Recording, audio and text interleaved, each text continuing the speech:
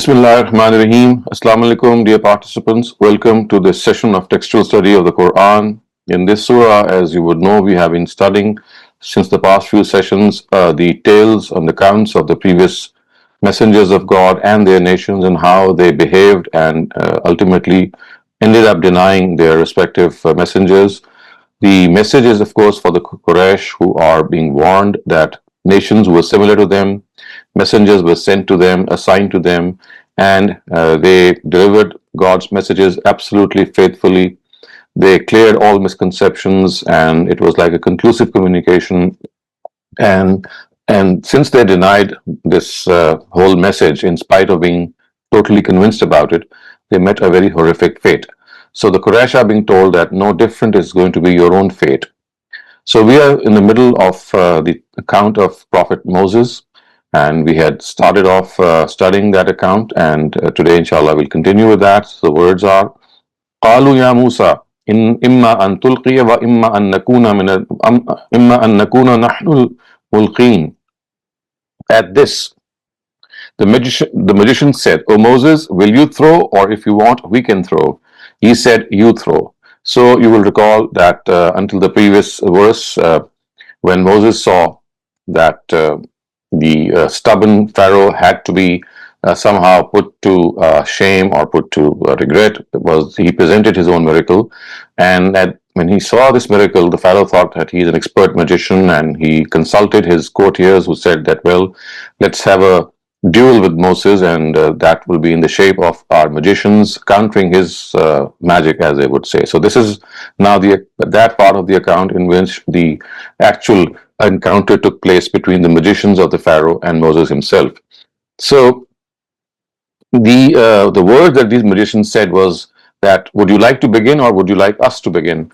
And this statement is in accordance with professional ethics, but such is its style that it expresses their wish that if Moses wants, they can take the first turn. So it's like saying that, well, if you want, you can do it, otherwise we will do it. So basically, the style is that, or the implication is that we would like to go first. And Moses actually understood it, and that is why in the very next verse, this is what he said: "Qala alqu, falamma alqaw saharu a'yun nas wastarhabuhum wa ja'u bi sihrin 'azim."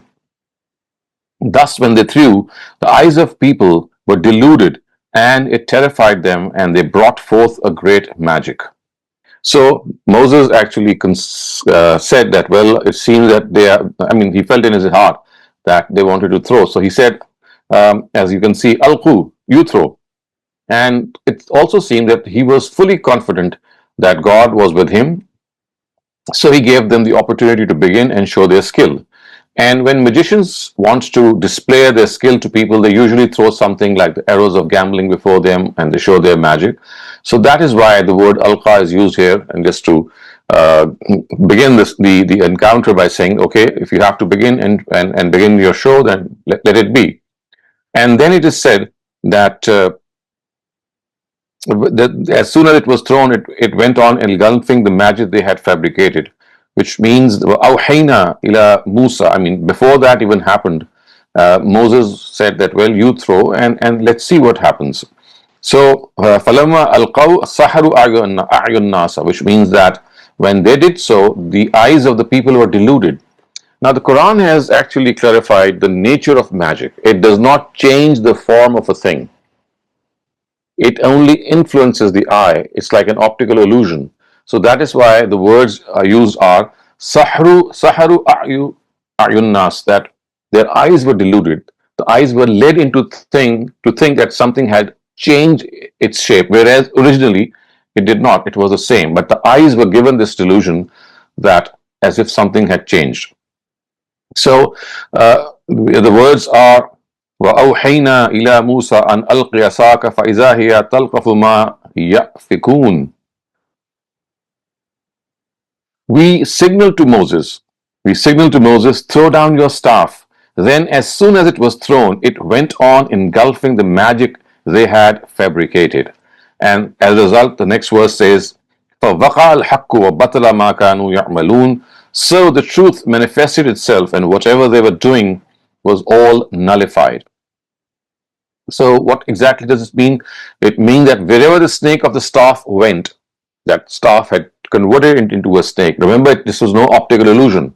The optical illusion was by the magicians. But when Moses threw down his staff, it became a dangling serpent, and it changed every rope and stick that was waving like a snake, and it converted back each rope and stick so that it actually was, and the spell of magic was nullified. That is what the words mean. Talqafu ma yafikun. That the way it engulfed their magic, it became exactly known that it was magic, and that was purely an optical illusion. So it is exactly the same as if the sun comes out to dispel a false moon. I mean, in the presence of the sun, the false moon can have no say and no grandeur. So it is obvious that in the presence of the real sun, the shine of thousands of artificial suns ought to vanish, and they did vanish. And this is what actually happened. And as soon as the miracles of Moses appeared, the spell cast by the magicians, it totally vanished. And that is what is being referred to as talqafu ma yafikun, that whatever magic they had fabricated was engulfed. فَوَقَّ الْحَقُّ وَبَطَلَ مَا كَانُوا يَعْمَلُونَ فَغُلِبُوا هُنَالِكَ وَانْقَلَبُوا صَاغِرِينَ وَأُلْقِيَ السَّحَرَةُ سَاجِدِينَ قَالُوا آمَنَّا بِرَبِّ الْعَالَمِينَ رَبِّ مُوسَى وَهَارُونَ. Now you can see what has happened, and this is something which had ought to take place. So it says, on that day, the Pharaoh and his companions were vanquished, and they were humiliated. And the magicians, upon seeing the sign of God, fell down in prostration. They fell down in prostration.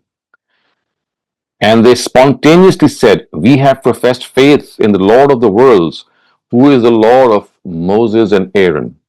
So they immediately thought that, well, what they are seeing cannot be magic. It could only be a miracle.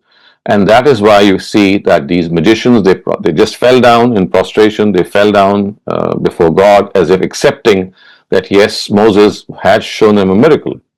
And the words that they said clearly show how moved they were. So they said, "We have professed faith in the Lord of the worlds, who is the Lord of Moses and Aaron." Now, this was an open rejection of the Pharaoh's divinity. You could imagine what it would have had an effect on the Pharaoh. And we also know from Surah Taha that the magicians were to some extent aware that they are not pitted against someone of their own genre, because it does seem from Surah Taha that they were actually forced to do this, forced into this magic encounter. They meant that the hidden spark in them awaited that somehow people should come in and make them show their true light. So in this regard, it is clearly something that they had already had this feeling that Moses was much superior. It was no magic that he was showing, it was actually miracle.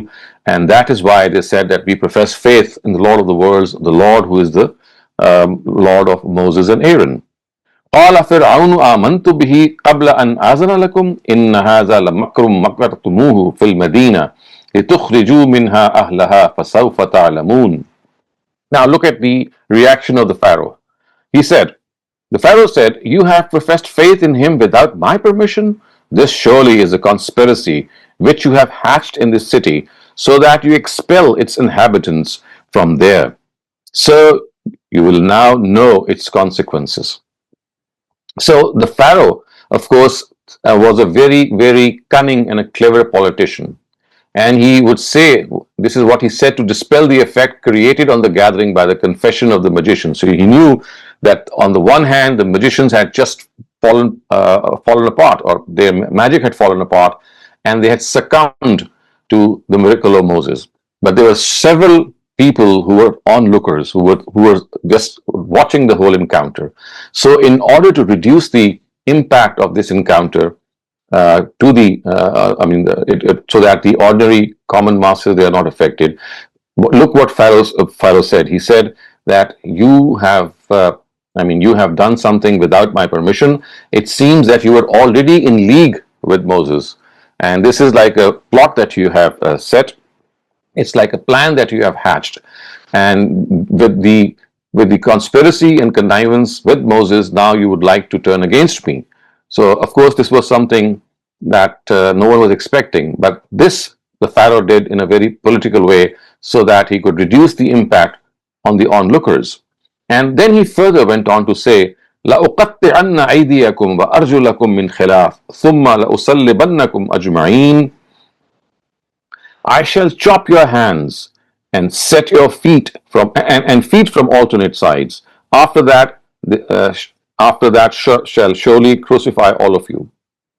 And they replied, قالوا إنا إلى ربنا منقلبون. They replied, then what will happen is that we shall only return to our Lord. So look at the faith that they have. They said that if you kill us, it doesn't matter because we will only going back to God. وما تنقم منا إلا أن آمن بآيات ربنا لما جاءتنا ربنا أفرغ علينا صبرا وتوفنا مسلمين. Now, these are extraordinary words. So at this, Moses advised his people, and of course this is something that every leader would do, and this is a very, very understandable thing that had happened on their part. So he said, you are harming us in anger because when the signs of our Lord came to us, we professed faith in them. This is what the magicians replied. They said that if you were doing something, it's just because you would like that we should not accept the truth. You would not like us to accept the truth. And why would we not accept when clear indications have come to us? And they went on to actually pray to God and said, Rabbana afrigh alayna, which means we professed faith in them, and Lord, now bless us with loads of patience and let us die as Muslims. Now you can see how this whole incident has turned over its head. These were the same magicians whose meanness and faint-heartedness was such that just a few minutes before they were displaying their skill, they requested for a handsome reward from the Pharaoh, like jesters and mimickers. And now, as soon as faith entered their hearts, every portion of their inner self started to dazzle in such a manner that it seems that darkness never enveloped them, and they are not ordinary mortals, but are actually paragons of steadfastness and determination, and as noble and as pure as one can imagine. One can see how big a threat the Pharaoh had sounded. Remember, he had said that I will chop off your limbs from opposite sides. But this did not have the slightest impact on them. Their answer was that they are not the least bothered of what the Pharaoh is going to do with them, because this crucifixion is going to make them return to God. They in fact challenge the Pharaoh to do whatever he likes to do, since his wrath on them is because of their crime of believing in their Lord's signs when they have come to them. If this was the punishment of this crime, they said that we very warmly welcome it. So that is how they responded, and this is something which is quite extraordinary. وقال الملأ من قوم فرعون أتذر موسى وقومه ليفسدوا في الأرض ويذرك وآلهتك قال سنقتل أبناءهم ونستحيي نساءهم وإنا فوقهم قاهرون. The chiefs of the Pharaoh's nation said to him, will you leave Moses and his people in this manner to spread disorder in the land and forsake you and the deities set up by you? The Pharaoh replied, we will ransack the land to kill their sons and let their women live. In reality, we are fully dominant on them. So this actually refers to the statues of the Pharaoh himself, who was the avatar of the sun god. This is something that we have already discussed. So when the words are أَتَذَرُ مُوسَى وَقَوْمَهُ لِيُفْسِدُوا فِي الْأَرْضِ وَيَذَرَكَ وَآلِهَتَكَ, which means that will you leave Moses and his people in this manner to spread disorder in the land and forsake you and the deities set up by you? So of course the deities which the Pharaoh had set up were the statues of the Pharaoh himself, and we know that this is what he did. And in reply, they said that we are fully dominant on them. Inna fawqahum qahirun. The Pharaoh said that we are going to kill their boys and let their women live, and we are just going to destroy them. Inna fawqahum qahirun. We are fully dominant upon them. Now, the same scheme for the genocide of the Israelites was adopted before the birth of Moses in the times of Ramses II. After being defeated in an area they had chosen themselves, when the courtiers demanded a very stern action against Moses and his nation, the Pharaoh announced that he would enforce the same barbaric scheme once again. So remember, this was the scheme that was adopted by him, by Ramses II, when Moses was being born, so that he thought that if there is a boy who's going to be born, then he would be killed. So these courtiers also assured the Pharaoh that there was no chance of any rebellion in the wake of this scheme because their political power and authority had totally suppressed them. So this was a scheme that they wanted to once again adopt, so that once again, if there was any chance of the Israelites rising against them, it would be put to sleep. So, قال موسى لقومه استعينوا بالله واصبروا إن الأرض لله يورثها من يشاء من عباده والعاقبة للمتقين. At this, Moses advised his people, seek help from God and remain steadfast. The earth belongs to God. He makes whomsoever he wills from his servants to be its inheritors. And remember that success finally belongs to those who fear him. So now, when it is said that seek help from God, it actually means that prostrate before God in the prayer and request God's help. The same way has been mentioned in the Qur'an to seek help from God. That if you would like to seek help from God, then the best thing is that you pray to him and connect to him. Now, it is very difficult to remain steadfast during trials and tribulations, and this is a real test of faith, and one often becomes superstitious. So it is not possible to be steadfast without God's help. And the Quran, in fact, mentions this at one instance when it says, وَمَا صَبْرُكَ إِلَّا بِاللَّهِ, that you can only acquire patience if you have God's help. This actually means asking for God's help in the prayer, which is the prayer. In fact, it also refers to that special prayer to which the Prophet and his companions were directed to in the early part of the Meccan period, which we call as the Tahajjud prayer. It is precisely this which Moses and Aaron were directed to as well, as you can see.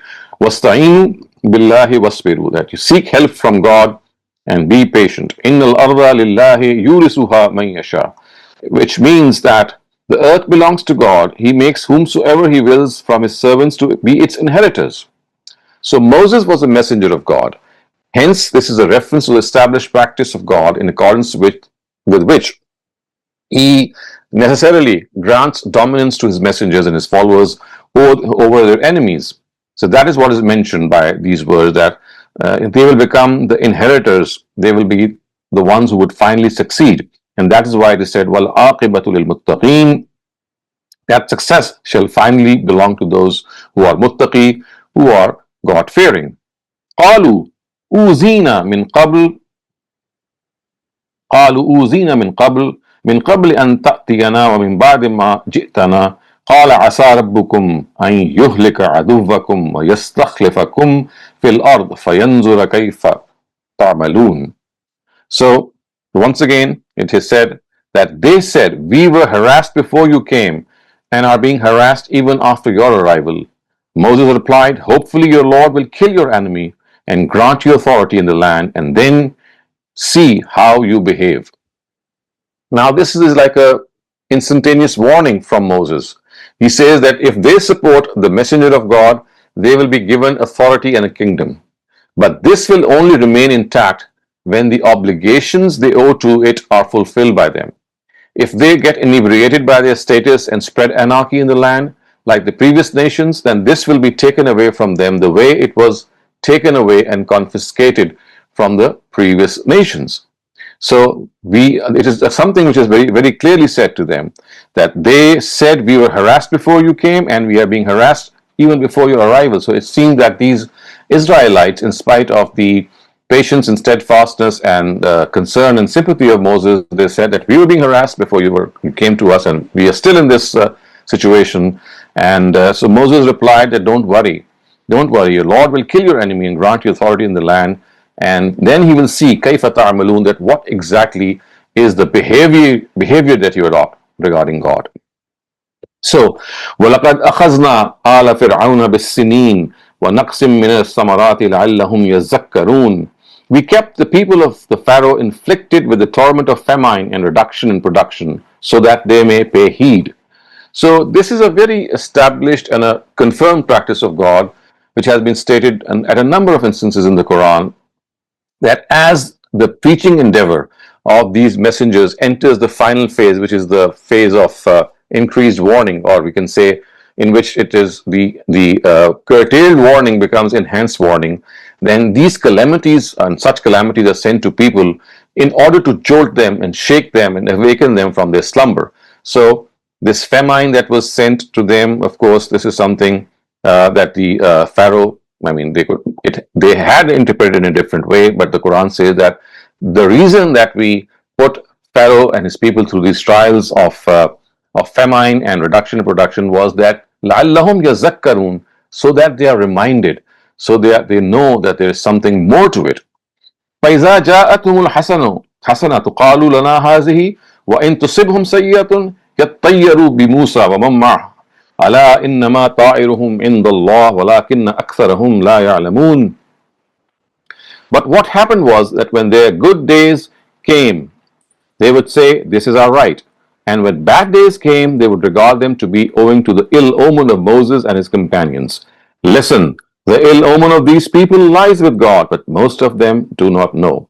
So this is, of course, a reaction that they would often make, that instead of regarding this good fortune and bad fortune to be trials from God, whenever bad fortune would befall them, they would say this is because of Moses. And when, of course, good fortune would befall them, they would say that this is our right, we deserve this. And in reply, it is said to them, Allah innama ta'iruhum indallah walakinna aktharahum la ya'lamun, which means that the ill omen of these people lies with God, but most of them do not know. وَقَالُوا مَهْمَا تَأْتِنَا بِهِ مِنْ آيَةٍ لِتَسْحَرَنَا بِهَا فَمَا نَحْنُ لَكَ بِمُؤْمِنِينَ. They only said, whatever sign you bring to us to cast a spell on us, we shall not listen to you. Again, you can see that the amount of stubbornness and obduracy they had was that they said that, well, whatever sign that you bring to us, whatever sort of thing that you make us believe into, or it's like a make-believe thing, and you think that it's like something that is going to influence us, that's not going to be that's not going to happen. فَمَا نَحْنُ لَكَ بِمُؤْمِنِينَ. We shall not listen to you in either case. So such was the stubbornness and obduracy that you can see from this verse. And then he said, فَأَرْسَلْنَا عَلَيْهِمُ الطُّوفَانَ وَالْجَرَادَ وَالْقُمَّلَ وَالضَّفَادِعَ وَالدَّمَ آيَاتٍ مُفَصَّلَاتٍ فَاسْتَكْبَرُوا وَكَانُوا قَوْمًا مُجْرِمِينَ. So we sent on them and let loose on them locusts, lice, and frogs, and rained down blood. All these were signs which have been mentioned in detail in the scriptures of the Israelites. All these are signs that have been mentioned in the scriptures of the Israelites. So it has been, once again, we can see that these signs have been mentioned in the book of Exodus clearly. And this book actually tells us that how these people were inflicted with various storms, and these storms were struck. The onslaught of locusts is mentioned, so they were struck with these locusts, and then also we know that there were other onslaughts, other storms. For example, the lice that attacked them, and this is also mentioned in detail in the book of Exodus. And then the frogs, they were also rained down on them. It was like a plague of frogs on their whole country. And so this is also something that destroyed them, and this is also mentioned in the book of Exodus. And then also we see that the torment of the blood manifested itself upon them. So it was as if the blood that it poured over them, and there was blood everywhere in Egypt. Even the vessels of wood and stone, Moses and Aaron did just as God had commanded them. They just raised their staff, and with that staff there was blood all over. And all these storms, of course, were something that were meant to shake and jolt them and make them realize that God has the power. But look what happened. وَلَمَّا وَقَعَ عَلَيْهِمُ الرِّجْسُ قَالُوا يَا مُوسَى ادْعُ لَنَا رَبَّكَ بِمَا عَهِدَ عِندَكَ لَئِن كَشَفْتَ عَنَّا الرِّجْزَ لَنُؤْمِنَنَّ لَكَ وَلَنُرْسِلَنَّ مَعَكَ بَنِي إِسْرَائِيلَ. So even then they continued to show arrogance, and in reality they were wrongdoers. When a calamity struck them, they would say, "Oh Moses, pray to God for us on the basis of the covenant he has made with you." If at this time you put off this calamity from us, we shall certainly listen to you and shall definitely let the Israelites go with you. So remember, this is something which has been it's like a tradition amongst them, that pray to God for us on the basis of the covenant that you have, the promise by God, the promise which God has made to him in this capacity of his messenger. If he's able to ward off these storms and punishments, they would say, okay, we will be with you. And therefore, this is something that went on and on. And O Moses, pray to God for us on the basis of the covenant he has made with you, that if at all you put off this calamity with us, we shall certainly listen to you. That we will be listening to you, will be obeying you, and shall definitely let the Israelites go with you. So remember, the demand of Moses was to let the Israelites go with him, so that he could take them and organize them as a nation in the land of Palestine. And these storms were sent to the Pharaoh and his people in order to shake and jolt them. And every time they were struck with a storm, they would make this commitment that we'll let the Israelites go with you if you are able to seek help from God and make this storm go away. But when actually it would happen, they would return to their own original evil ways. And that is precisely what is mentioned next. فَلَمَّا كَشَفْنَا عَنْهُمُ الرِّجْسَ إِلَىٰ أَجَلٍ هُمْ بَالِغُوهُ إِذَا هُمْ يَنْكُثُونَ. So it is said that then if for some period which they had to reach, we warded off that calamity from them, they would immediately break their promise.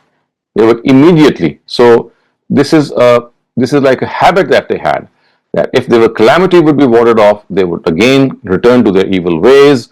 فَانْتَقَمْنَا مِنْهُمْ فَأَغْرَقْنَاهُمْ فِي الْيَمِّ بِأَنَّهُمْ كَذَّبُوا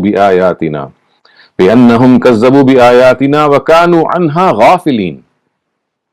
So we sought revenge from them and drowned them in the sea, because they denied our signs and remained indifferent to them. So this again is something which is mentioned clearly in a number of instances in the Quran. And the Quran has here said that God said we sought revenge from them, فَانْتَقَمْنَا مِنْهُمْ, that we sought revenge for them and took revenge from them for the crimes they committed, of course. And in spite of that, they remained adamant upon them even after the truth had been understood by them in absolutely clear words. There was no doubt about that. وَأَوْرَثْنَا الْقَوْمَ الَّذِينَ كَانُوا يُسْتَضْعَفُونَ مَشَارِقَ الْأَرْضِ وَمَغَارِبَهَا التي باركنا فيها وتمت كلمة ربك الحسنى على بني إسرائيل بما صبروا ودمرنا ما كان يصنع فرعون وقومه وما كانوا يعرشون. So now the final words. On the other hand, those who had been oppressed, we made them the heirs of the vastness of the east and of the west, of the land we had blessed. In this way, the gracious word of your Lord with the Israelites was fulfilled, because they remained steadfast.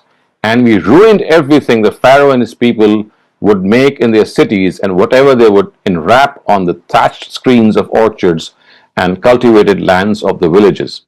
So this is how. And when it is said that the heirs of the vastness of the east, what does it mean? It means this refers to the land of Palestine, which was selected for the Israelites, as we've discussed before, for their own center of monotheism, in which God had placed special favors. So that is something that they were blessed with. And the gracious word of your Lord was fulfilled upon the Israelites, which meant that whatever bad thing they were doing, they were punished for that, and hence they found no refuge wherever they went. And when it is said that whenever they would enwrap on whatever was enwrapped on the thatched screens of the orchards and cultivated lands of the villages, this actually refers to the production of grapes. We know that in Egypt this was a very, very prominent fruit, and this style is one in which a thing is called after its dominant element. Of course, what is meant is that all their cities and orchards were totally destroyed, totally decimated. Even the grape vines which they held dear, they were totally decimated. And it is evident from this that after the truth had been communicated to them by Moses, this happened. And it was not just the Pharaoh and his armies that were drowned. In fact, the whole country was routed, and all edifices and orchards were ruined. So remember, some of the, of course, the Pharaoh was there and the army was there who was chasing them. But then there were people back there as well. So they too were destroyed. So not only the Pharaoh and the army was chasing Moses and his companions was destroyed, but all back home who stayed there, they were also destroyed because of this. So this brings us to an end to the account of Moses. Inshallah, we'll be resuming from here on in our next session. So for the moment, if you have any questions, please raise them. Assalamu alaikum, Dr. Saleem. Thank you for the wonderful explanation. I do have a question. Shabana Ansari, please unmute your mic and ask your question. Assalamu alaikum, sir. Walaikum assalam. ये वाले जो अभी ये जो अजाब थे इनके ऊपर खून का, मेंढक और वो टिड्डी दल वगैरह, तो वो तो जाहिर है कि यूं तो हमें तफसील से नहीं पता, लेकिन वो जितना ड्यूरेशन हजरत मूसा वहां पर रहे तो वो वक्तन फवक्तन उन पर आते रहे और वो बार बार माफी मांगते रहे और अल्लाह ताला उनको माफ करते थे और फिर नया अजाब आता था, यहाँ तक कि वो उनको लेकर निकल गए. तो ये जो है इसका ड्यूरेशन पूरा, मतलब जब तक हजरत मूसा रहे वो ये आते रहे उनके ऊपर अजाब. Yes, it seems so. That as long as he was with them, all these strong storms and tempests, they descended upon them, and every time one of the storms would go away, they would promise that, well, if you make it go away, we'll let the Israelites go with you, and we will follow you. But then, whenever this would happen, they would just turn back on their words, and this would continue on and on. And you can see that 5 or 6 of these storms were sent. And every time they adopted the same attitude. हालांकि कितनी बड़ी निशानियां थी और खुदा की तरफ से एक तरह के मोज़े थे कि वो इस तरह के आए, लेकिन मतलब वही तकब्बुर जब इंसान में हो तो वो कोई चीज असर नहीं डालती. Right. बहुत शुक्रिया. Naushad Shafqat Sahab, please ask your question. Thank you. Yes, Dr. Saab, thank you, Bismar. Dr. Saab, overall, reading the entire episode, it seems that the Bani Israel were the chosen people of God because he is forgiving them time and time again. Moses risks his life to be in the Pharaoh's palace, and the magicians are there. And then after that, they still say that it is your ill will. It is because of you that we are facing all these trials and tribulations. Yes. Yeah. We were facing them before that and after that too. And yet God says in the end of the passage that we read that we destroyed their enemy and all that. One can get a feeling that the Jews seem to be the chosen people of God. Of course, the viewpoint that is held is that they were chosen with certain tasks, for certain tasks. But here overall, they seem to be quite God's favorite. I mean, this is not probably the exact conclusion that we can draw. Favorites only mean that they were given responsibility, they were given the task of delivering the truth to the rest of mankind. So I think the choice that he made was that he individually, earlier on, he just selected single individuals who were called prophets of God. So before Prophet Abraham, this was his practice. From Adam to Abraham, there were individual prophets who would act as God's envoys and deliver the truth. But after Abraham, he selected the whole progeny of Abraham because the task was monumental. And of course, in God's mind, we know from the Qur'an as well that the Nabuwah had to end also in the descendants of Abraham.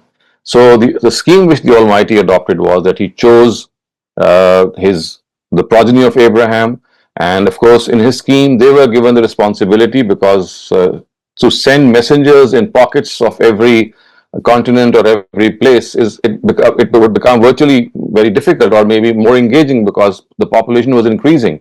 So instead of adopting the previous policy of spending one messenger to a community, the Almighty in his own scheme knew that now the final moments of prophet have arrived. The last 4,000 years are in progress.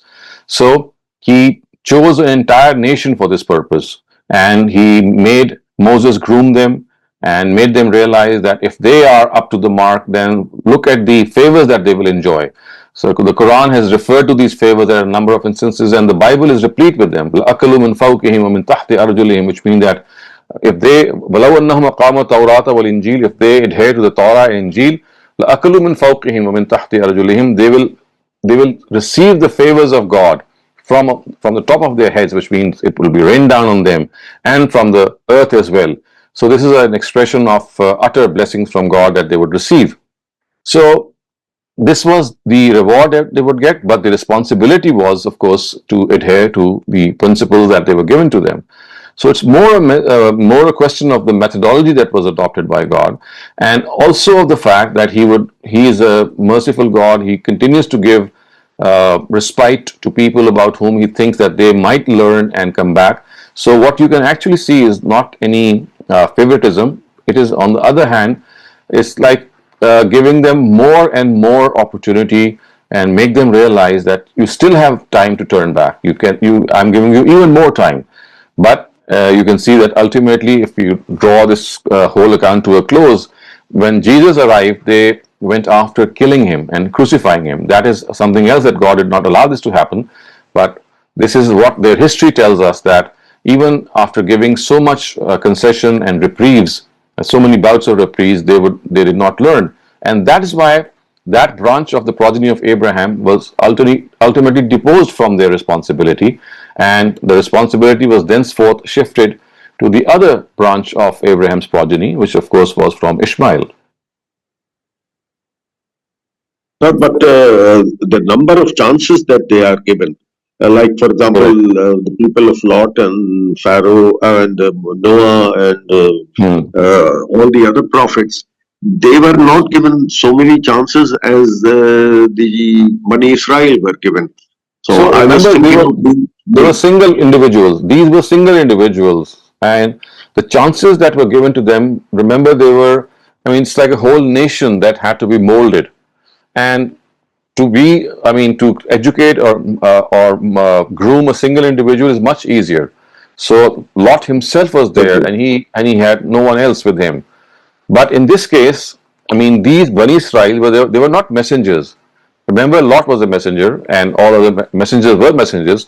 So they were chosen for a task. They were themselves not messengers, but in their collective capacity, they were meant to bear witness to the truth. So that is why they were continuously given these chances. In the case of other messengers, of course, that should not have happened because they were dealing with the messenger of God. In this case, they are not messengers. They are more of companions who were given a special task. So Dr. Saleem, I have a comment and a question in the chat. What appears from these verses is that primary responsibility as a prophet Moses had was to get the Bani Israel freed from the Pharaoh and organize them as a nation in Palestine. Was not Pharaoh not the direct addressee of Moses, and was not it the prime responsibility of Moses to put before him dawah of monotheism? What appears dominant is the struggle of Moses to get Israelites freed from the Pharaoh. No, that's not true, because remember, when Moses was sent to the Pharaoh, his primary aim was to address the Pharaoh. He had a twofold assignment. One, that the Pharaoh and his courtiers and his leaders and his chiefs, they were meant to submit to God. Remember, he regarded himself as the sun god. He was the avatar of the sun god. So, and the greatest exponent of polytheism, because he himself thought that he was God. So you just cannot draw a conclusion from a single passage, although it is mentioned sparingly here. But at other instances in the Qur'an, in Surah Taha especially, when this episode comes out even in much more detail, the dawah was presented to the Pharaoh in very, very humble words, and then strong words as well. So that is what he did when he initially came. And then he said that he would like the Israelites to let them go with him so that he could fulfill a second assignment. So these were like two assignments. So one was that he was assigned towards the Bani Israel, and the other was that he was also assigned to the Pharaoh and his courtiers. Naushad Shafqat Saab, please ask your question. The punishment of that Pharaoh is talking about, killing the boys of the Bani Israel and letting the women grow. This was in force even when Musa was born. But as you explained, Ramses the second that introduced it. So what was decided there was that punishment is to continue. Is to be resumed. They would resume it because now they were thinking that if allow him to go and take the Israelites amongst them, then I mean this was a chance that they might rebel. And Sir, how would that be resumed? How would that be resumed? Because Moses is still alive, and Moses also was a victim of this very same law. I mean, it stopped for some time. It does seem initially Moses was alive, and now Right. that he had come back to them with the same demand, they thought that these people are growing in numbers. And remember, they were swelling in numbers. If and the I mean the people of the Pharaoh and they themselves, they thought that they were outnumbered. And if they allow them to grow like this, and their male child, I mean, especially if they start growing like this, then they'll become a huge army against him. So in the first instance, the thing was that someone should not come and challenge the Pharaoh in this form, that even a prophet of God should be just killed. And now in the second instance, it was that they feared that a rebellion might take place, because if they have large numbers of the male gender, then they could organize themselves and attack him. Thank you, sir. Thank you very much. Ammar, if you have a question, please ask it now. I see that you can't raise your hand. Go ahead. Assalamualaikum, Dr. Sahab. Thank you very much, sir. Dr. Sahab, my question was regarding Bani Israel and these passages in the Quran, and how we see the meanings of these. My question is that if there is a somewhat of a continuous punishment for these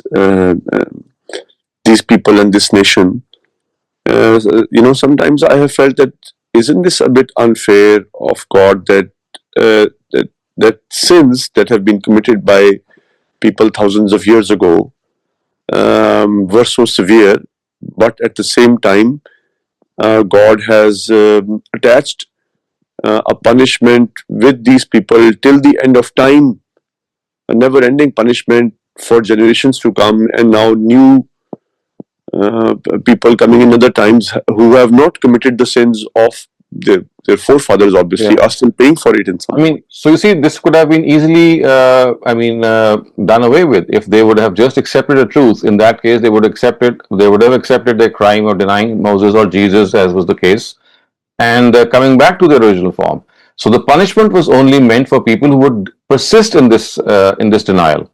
If they would have come back, they would have realized their mistake. Of course, what would have happened? They would have professed faith in Moses, they would have professed faith in Jesus, and ultimately in Muhammad.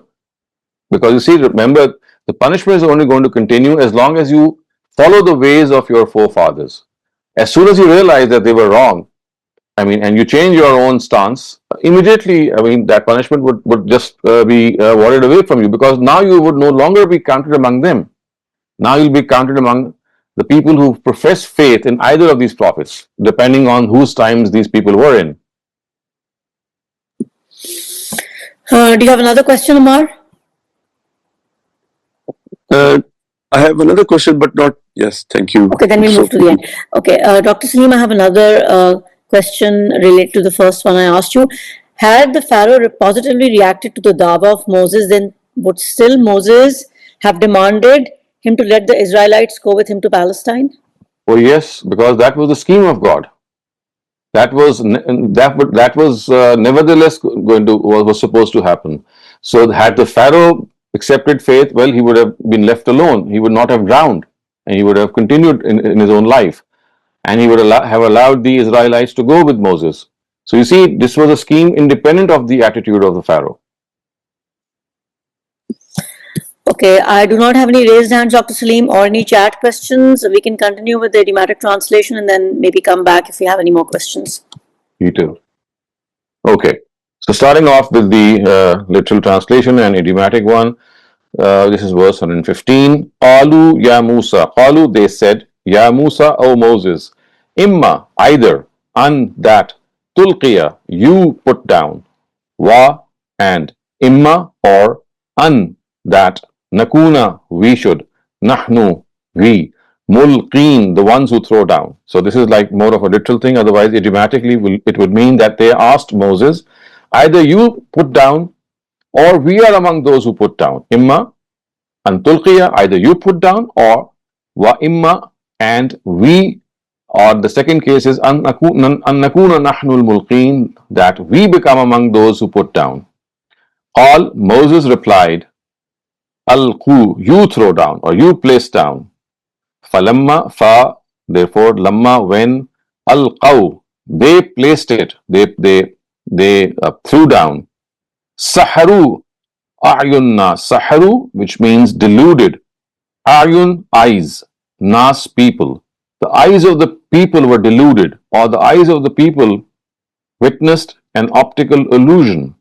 Wa, and istarhabuhum, and it struck fear in them, whatever they saw. Wa, and ja'u, they came upon bisihrin azim, a great magic, or they brought forth a great magic. This is what they did. And now it was Moses' turn. So therefore, the next verse says, Wa, and awhayna, we revealed to ila, towards Musa, Moses. So we revealed towards Moses, and what was that? That. Alqi, throw down. Asaqa, your staff or your baton. Asa is staff, qa is yours. You throw down your staff, throw down your stick.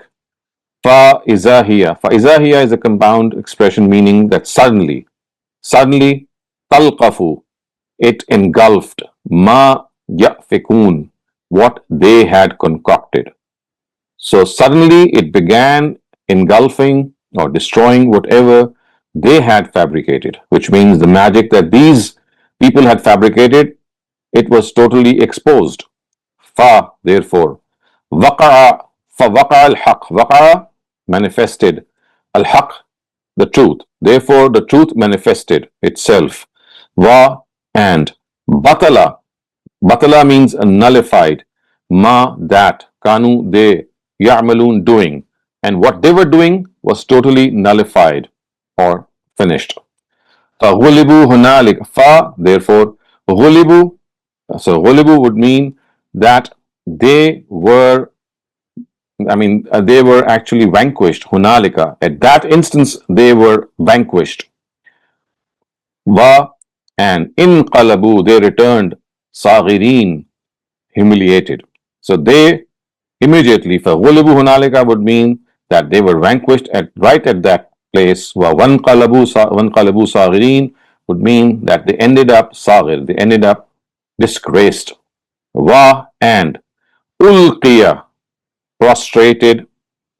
Sahara, the magicians, in prostration. Ulqiya, asal mein the words are ulqiya sajidin, that these magicians, they just went down in prostration. Actually, the words are ulqiya sajidin. Sahara is just the plural of sahir, and that is referring to the magicians. So the magicians were basically people who went down in prostration. Qalu, they said, Amanna, we have professed faith. Bi Rabbil Alameen, in the Lord of the worlds. Now this is these are the magicians saying. Qalu, they said. What did they say? Amanna, that we have professed faith. Bi Rabbil Alameen, in the Lord of the worlds. And who is he? Rabbi Musa wa Harun. He is the Lord of Moses and the Lord of Aaron. Qal, said Fir'aunu, the Pharaoh, Amantum, you have professed faith, bihi, in him, qabla, before, and that, azana, I permitted, lakum, you. So you have professed faith.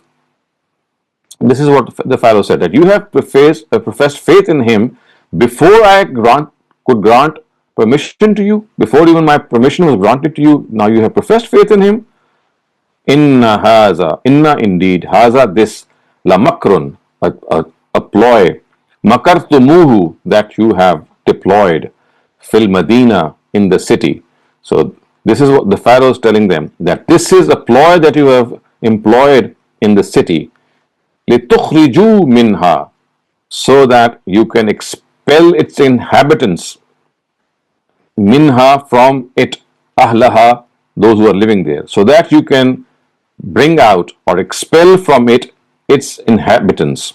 لِتُخْرِجُوا أَهْلَهَا minha is the construction, which means that so that you are able to expel the ahlaha, the inhabitants of that city, minha, from it. Fa, therefore, Sawfa, very soon. Ta'lamun, you will know. For Sawfa ta'lamun, so very soon you will know. And then the Pharaoh continues with his speech. He says, La uqatti'anna. La, it means indeed. Uqatti'anna, I shall bitterly cut into pieces. Aidiyakum. Aidiyakum, your hands. Aidi, hands. Kum, your. I'll totally slaughter your hands. Wa, and arjulakum, and your legs. Min khilaf. Min, from khilaf, opposite sides. I'm going to surely chop or slaughter your hands from opposite sides. Summa, and then la usallibannakum, I shall definitely crucify ajma'in, all of you. Usallibannakum, I will crucify you, ajma'in, all of you. Qalu, now this is the reply which the magicians gave. Qalu, they said, Inna, we, indeed we, ila, towards Rabbina, our Lord, munqalibun, returned. So in that case, we will only return to our Lord. Ila Rabbina, munqalibun. Wa, and ma, not. Tanqimu, you seek revenge. Minna, from us. Illa, except. An, that. Amanna, we professed faith. Bi ayati Rabbina, in the revelations of our Lord. Lamma, when. Ja'atna, they came to us. So what they are saying is that you have sought revenge from us only because we have professed faith in the verses of God, in the revelations of God. Lamma ja'atna, when they came to us. And now they continued, and now they have uttered a prayer. Rabbana, our Lord. Afrigh, pour down. Alayna, upon us. Sabran, patience. Wa, and. Tawaffana, make us die. Muslimin, as Muslims. So pour down on us sabr, pour down on us patience, and make us die as Muslims. Waqala, and said, Mala'u, the leaders, min qawmi Fir'aun, from the nation of the Fir'aun, from the nation of the Pharaoh. Will you, tazaru, leave Musa, Moses, wa, and qawmahu, and his nation? Will you leave Moses and his nation? Liyufsidu fil ard, so that they spread disorder in the earth.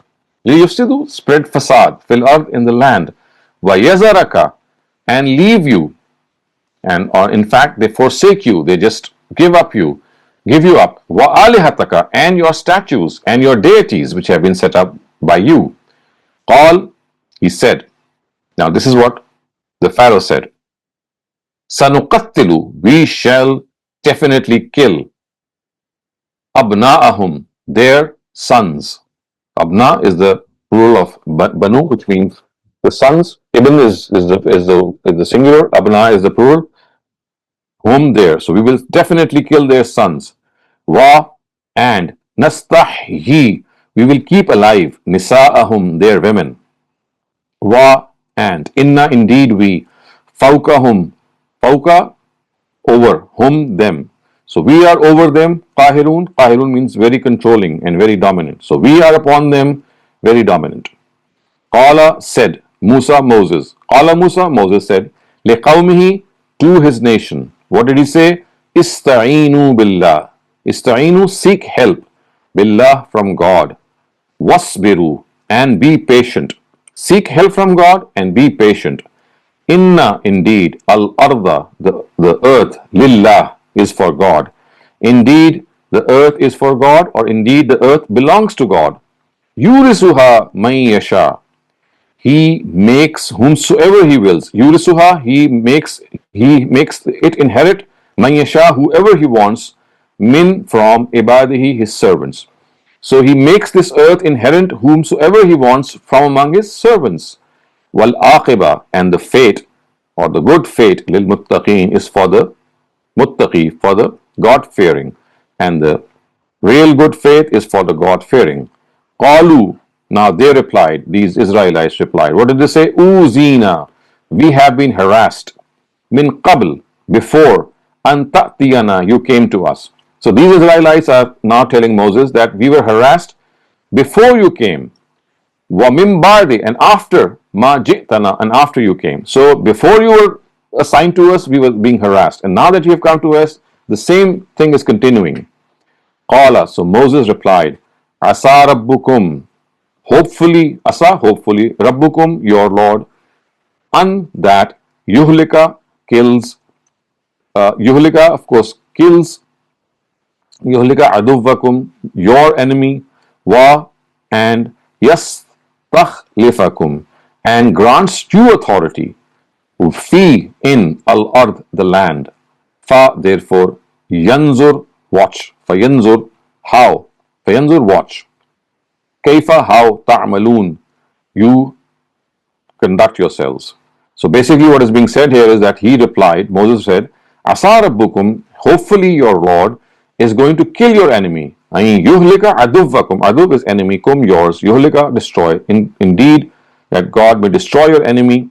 Wa yastakhlifakum, and yastakhlifa is authority, and kum is you. He's going to grant you authority, fi in al ard the land. Fayanzura, so you see, kaifa how ta'malun you are going to conduct yourselves.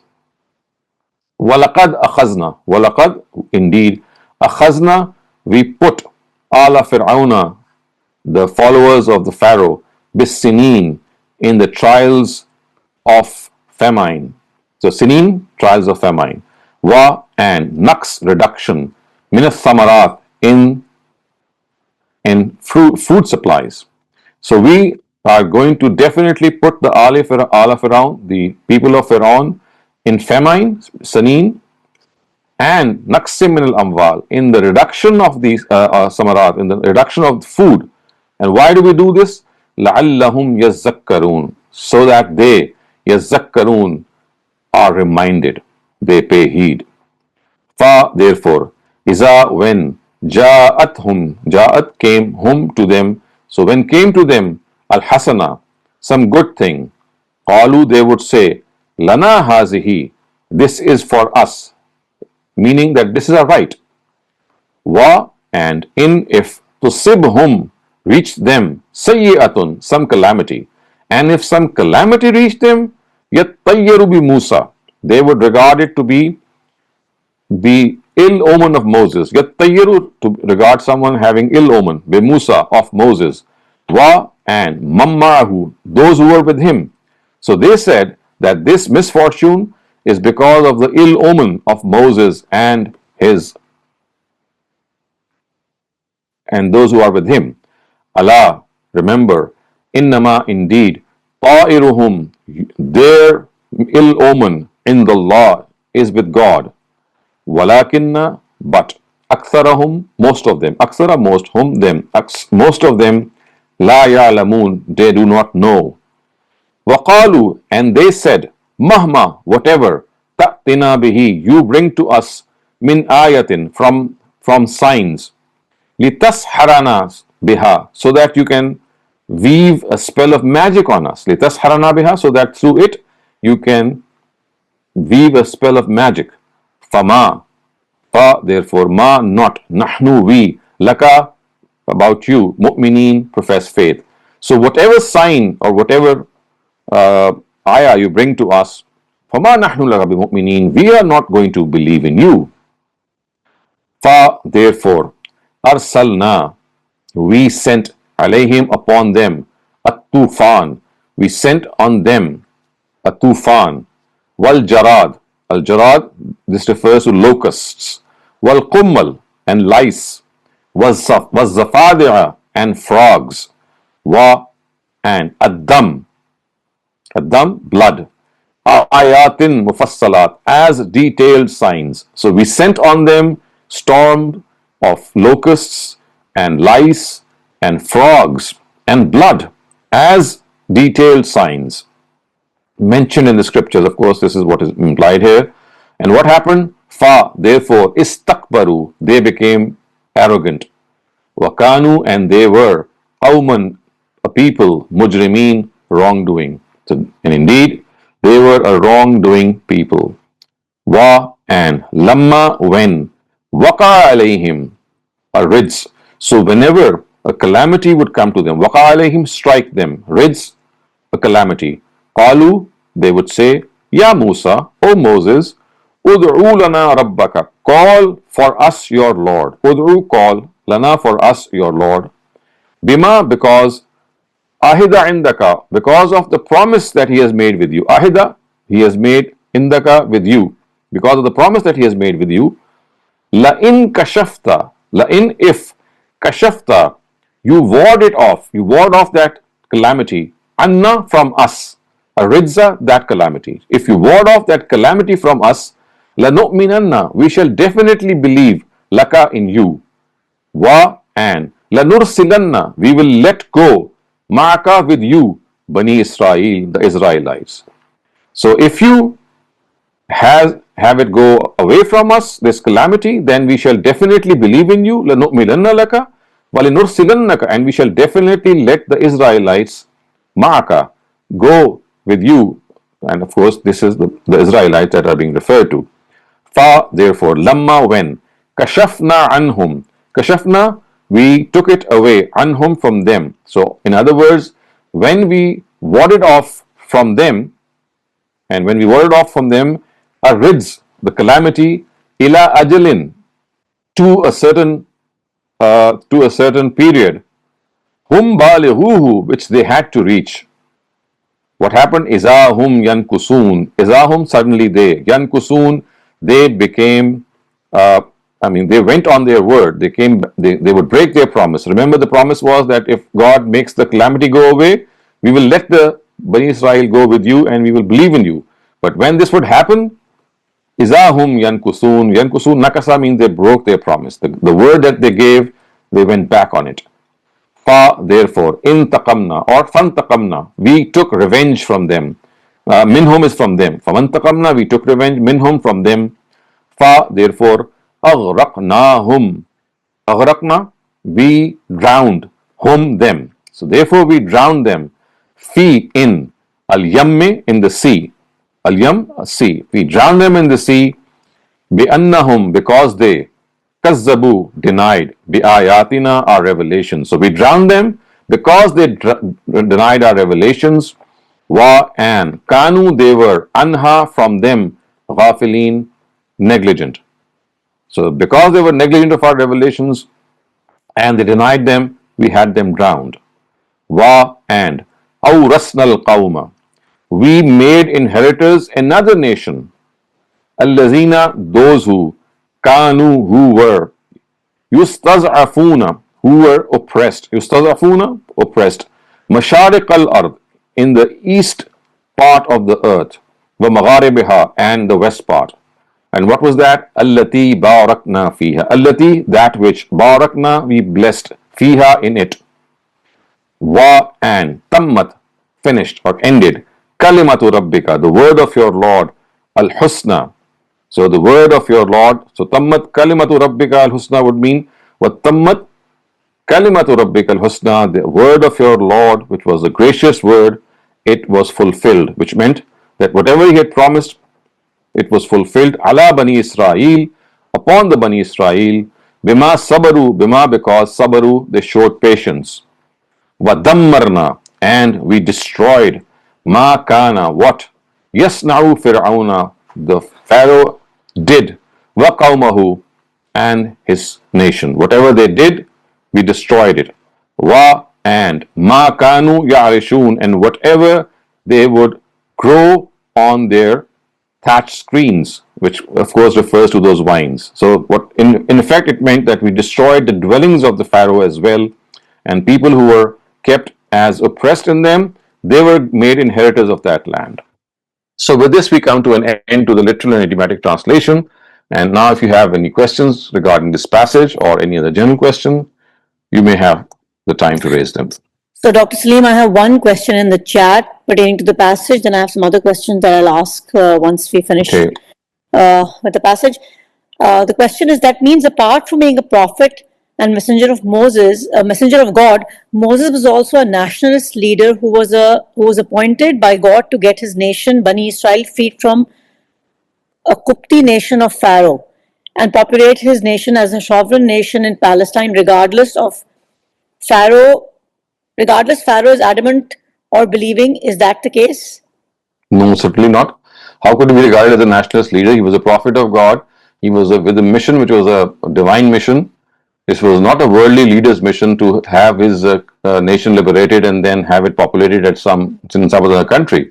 He was given this mission that he had to liberate these Israelites from the clutches of the Pharaoh, take them away, have them organized in the land of Palestine. Why? So that they could become organized as the Bani Israel, as the Israelites, and then create a center of monotheism in Palestine, whose ancient name is Canaan.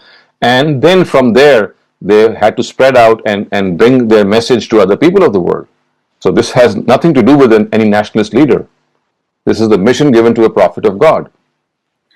Shabana Ansari, please unmute your mic and ask your question. बनी Israel जो हजरत मूसा को कह रहे थे कि आपके आने से पहले भी हम हैरेस होते थे और आपके आने के बाद भी, तो ये इसकी क्या सेंस बनती थी? क्योंकि वो गुलाम तो थे, तो इसलिए उन पर जुल्म हो रहा था, उसमें हजरत मूसा का क्या कसूर था? वो तो अब they are not saying that it was because of you. They were just saying that what difference that have you brought about? Before you came, we were still in these trials, and now that you have come again, we are facing those trials. So what they wanted to say was that your coming has made no difference. Before you came, we were harassed, we were in slavery, we were bonded, everything. And now that you have come, we would have thought that you would have done something for us. But it seems that every time something happens, we have these storms of lices and frogs and blood being poured upon us. So what is the difference? Only the nature of the calamity has changed. Otherwise, harassment, it was earlier on, and harassment it is now. Sorry, thank you. If anybody has any questions pertaining to the passage, please ask it now. Otherwise, I will be opening the forum for open questions. If anybody has any questions. Okay, Dr. Saleem, I have a few chat questions that are general questions, and then we can probably end the session. Okay. The first one is, okay, let me just scroll up. Have you taught any classes or courses on Bible and Quran? How do we find what Bible is saying whilst we study Quran? That is the intertextuality of Bible and Quran. So for that, I have often referred you to the tafsir of Abdul Majid Riyabadi. It is a tafsir in 4 volumes, both in English and in Urdu available. And for any intertextuality between the Bible and the Quran, every time a Quranic verse is mentioned, and if there is a parallel reference in the Bible, that tafsir actually documents it, it cites it. And I also do it whilst teaching you, and at times I read it out, at times I just refer to it. But if you want it to be done for every single verse, although there is not a parallel for every single verse, but whatever is found in other scriptures is actually documented in that tafsir, and it's a very useful handbook for people who would like to do a comparative study between the Bible and the Quran. Can you repeat the name, Dr. Saleem? It's called a translation. Let me recall the name. It says a translation of the Quran by Abdul Majid Daryabadi. Abdul Majid Daryabadi. So Daryabad is a city in India, and Abdul Majid is the name of the author. So Daryabad is like his connection with the city of Daryabad. So that is why he was called Abdul Majid Daryabadi. If you just type this name and his tafsir, I think it's freely available on the internet without any cost in PDF form in 4 volumes. Okay. Then I have another question. Does Allah allow His messengers to be killed? In case of Prophet Isa, it seems like that is what happened. So Jesus never was killed. I mean, this is the Quran has vehemently said, "Wama qataluhu, wama salabuhu." They tried to kill him and crucify him, but the Quran says that neither were they successful in killing him nor crucifying him. But Dr. Saleem, there are other messengers who were killed, right? You see, they were prophets, not messengers. Remember, this immunity is given to messengers who have to deliver the truth in a conclusive way, and that too, immunity is until the time they have finished their message. I mean, they have finished conveying their message.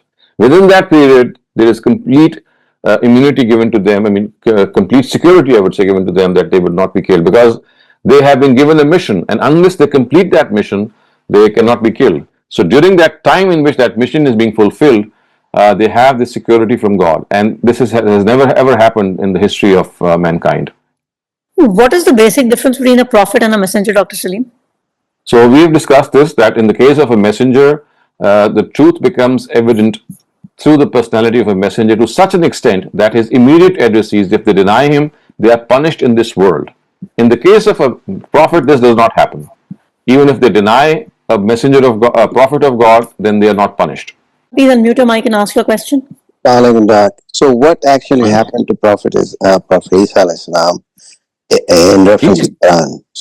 So the Quran says, "Inni mutawaffika," that he died a natural death. But if he died a natural death, okay. So that means, okay. Just as Prophet Muhammad died a natural death. Okay. Or other prophets died naturally. I mean, there's nothing different about him. Amar, you can ask your question. Dr.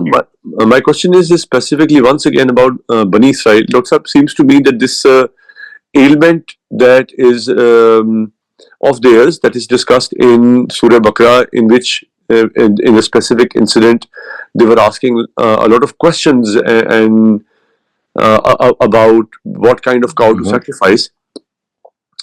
It seems to me that when I look at the modern world, I see so many of the same people, Bani Israel, being leaders, thought leaders, and they are so inquisitive and they ask so many questions, and they are always so restless, and just their spirits are always sort of like full of inquiry.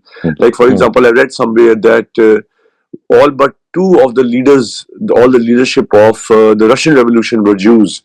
So many of the architects of the new world are Jews. The Nobel laureates, writers, literary figures, scientists, even these days, tech giants, all of them are Jews. Can it be said that these people still have the same qualities, but when the same qualities were being used in, being adamant or difficult with God, then obviously it was seen as a sin. But in a worldly scenario, it gives rise to a new world order in some way. So you see, this is more a question of anthropology. An anthropologist can see that whether a particular race of people has these characteristics. It does not directly pertain to religion. But what does pertain to religion is that the nature of that curiosity that they showed regarding the slaughtering of the cow was not that they were actually inquisitive. It was just that they were dilly-dallying, they were trying to delay, or they were trying not to follow the exact directive. It's not a question of curiosity at all in that case. It was just a question of evading the directive that was given to them.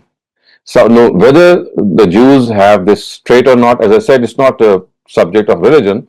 They might have it, they might not have it. This is more pertaining to anthropologists and sociologists. And yes, this is a study of human habits and races.